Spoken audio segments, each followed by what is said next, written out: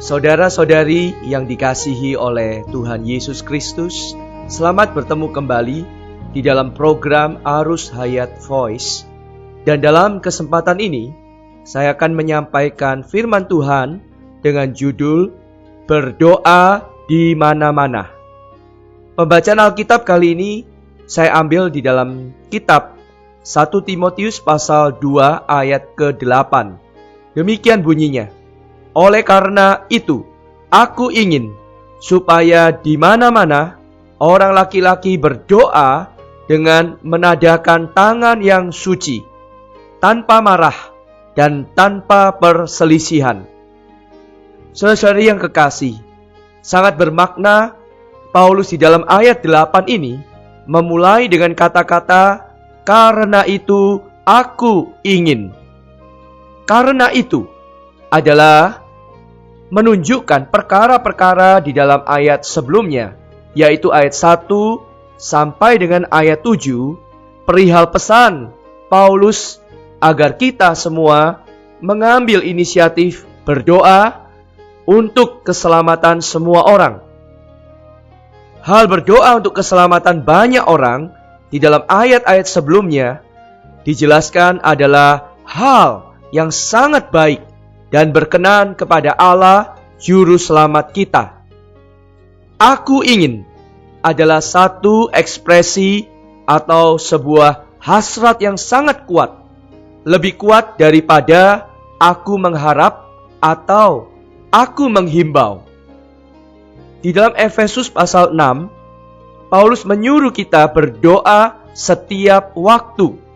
Tetapi di sini Paulus memiliki satu keinginan agar kita berdoa di mana-mana. Walaupun mungkin sekali bagi kita untuk berdoa setiap waktu, pagi, siang, sore, dan malam, tetapi bisa jadi kita tidak dapat berdoa di mana-mana. Mungkin Anda bertanya, mengapa demikian? Ada seorang muda bertanya, bolehkah saya ke tempat ini? Bolehkah saya ke tempat itu? Bagaimanakah kita menghadapi pertanyaan demikian? Apakah ini juga adalah pertanyaan kita semua? Bila ya, kita bisa mulai bertanya kepada diri kita sendiri. Apakah aku dapat berdoa di tempat semacam itu?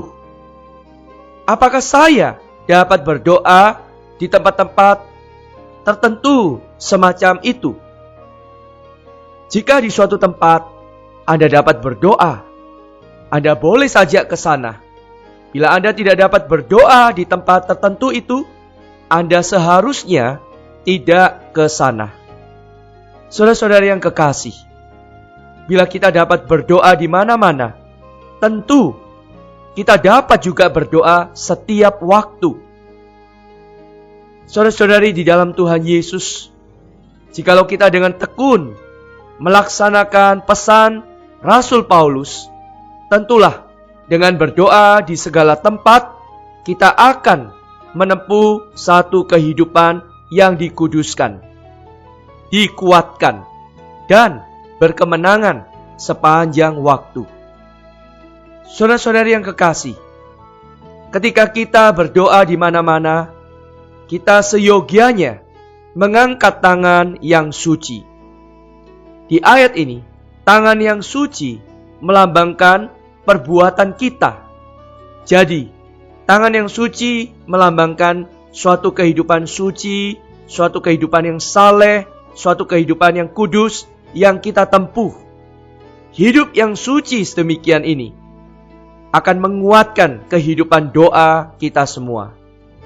Jika tangan kita tidak suci, kehidupan kita tidak suci, tidak kudus, bukan bagi Allah, maka kita tidak mungkin memiliki kekuatan penunjang untuk berdoa. Kita tidak memiliki tangan yang suci untuk diangkat pada saat kita berdoa. Di dalam ayat 8, Paulus juga mendorong saudara-saudara untuk berdoa tanpa marah dan tanpa perselisihan. Marah dan perselisihan membunuh doa kita, saudara-saudara. Marah berasal dari emosi kita. Perselisihan berasal dari pikiran kita. Untuk menempuh kehidupan berdoa di mana-mana dan berdoa tanpa henti. Oh, emosi dan pikiran kita harus diatur agar berada di dalam keadaan yang normal. Kita harus berusaha dengan kuat menjaga suasana hati agar dapat berdoa. Saudara-saudari, dari pengalaman, kita semua mengakui bahwa kehidupan doa kita dapat atau sangat dipengaruhi oleh suasana hati kita. Bila kita tidak menjaga diri kita di dalam suasana hati yang tepat, kehidupan doa kita akan mati. Suasana hati yang dipenuhi dengan amarah, kebencian, akan mematikan kehidupan doa kita.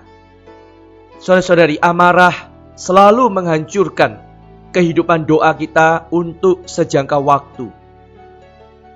Jika seorang saudara gusar terhadap istrinya, atau amarah, atau temperamennya lagi tinggi, ia akan merasa bahwa ia tidak dapat berdoa dengan tepat selama beberapa hari, baru kemudian bisa dipulihkan. Bila kita mau memiliki kehidupan doa yang tepat, kita harus belajar untuk tidak dipengaruhi suasana hati, atau marah, atau perselisihan terhadap orang lain, lebih-lebih terhadap pasangan kita, suami atau istri kita. Saya percaya melalui anugerah Tuhan Yesus yang ada bersama roh kita, kita harus menjalankan sebuah kontrol pengendalian yang ketat atas emosi kita. Saudara-saudari yang kekasih, menurut ayat 8 ini, khususnya kepada para saudara, meskipun ayat ini juga berlaku untuk semua orang juga para saudari, kita harus mengemban beban yang unik ini untuk berdoa di mana-mana. Berdoa di mana-mana harus menjadi latihan dan praktek kita semua. Berdoalah di tempat kerja. Berdoalah di rumah Anda. Berdoalah juga mungkin di dalam mobil Anda, di tengah-tengah kemacetan kendaraan yang Anda tumpangi. Anda bisa belajar untuk berdoa di mana-mana. Semoga Tuhan menguatkan latihan dan praktek kita semua untuk belajar berdoa di mana-mana. Demikianlah firman Tuhan yang saya sampaikan. Mari kita berdoa bersama. Ya Tuhan Yesus, kuatkan dan teguhkan kehidupan doa kami, sehingga kami dapat berdoa di mana-mana, berdoa di segala tempat, bahwa kami menempuh kehidupan yang suci, yang kudus, untuk menunjang doa-doa kami. Tuhan Yesus, jauhkan kami dari amarah dan perselisihan dalam keluarga kami, dengan pasangan kami, atau dengan orang lain. Kami perlu darah mustikamu membasuh dan melayakkan kami. Di dalam nama-Mu kami berdoa. Amin. Saudara-saudari, demikianlah firman Tuhan yang telah disampaikan. Sampai bertemu di kesempatan berikutnya. Kasih karunia-Nya menyertai Anda semua. Amin.